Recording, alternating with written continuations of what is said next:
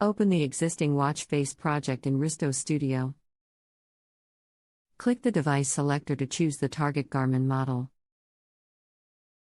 Select Forerunner 170 and wait for the canvas to reload. Switch to dark mode and set the interface language. The account menu is available from the top right corner. Open Actions to find Build, Save, Screenshot, and App Prop. Move across the top menu to highlight each element group. The Time menu contains time display styles for the watch face. Add a date element above the main time. Open Data field and choose Heart Rate. Place the heart rate value below the time.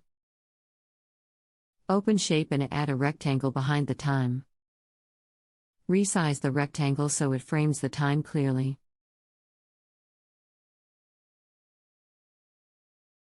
Use the right settings panel to edit width, height, fill, border, and opacity. Open Indicator and add a battery status icon. Add a Bluetooth status icon and place it on the left side. Adjust the status icons on the canvas and check their spacing. Select the heart rate data group and align it under the time. Open Help to view mouse and keyboard editing shortcuts. Return to Add Element to browse the full element library.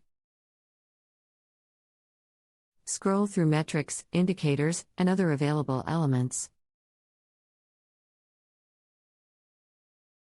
Choose Bar Chart and add it to the watch face. Use the layer list to select and position the new chart. Select the time element and open its text settings. Change the time size and preview the result on the canvas. Switch between the time and rectangle layers to keep the frame aligned. Review the layout, then click Save. Select the time element again and switch from TrueType to bitmap font. Open the bitmap font list and browse the available digit styles.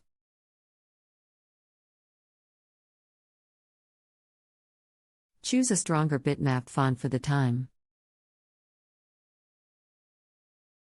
Adjust font color, font size, and time format. Check the updated watch face before saving again.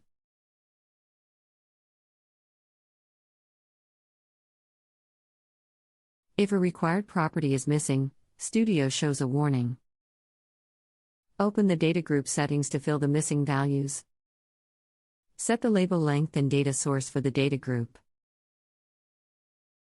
Add or confirm the color property used by the chart. Set the chart data and remove any unused chart fields.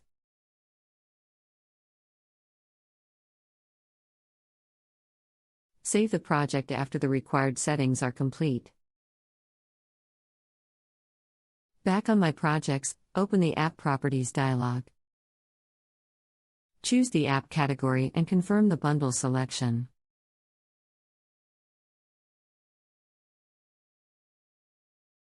Click Build PRG when the project metadata is ready.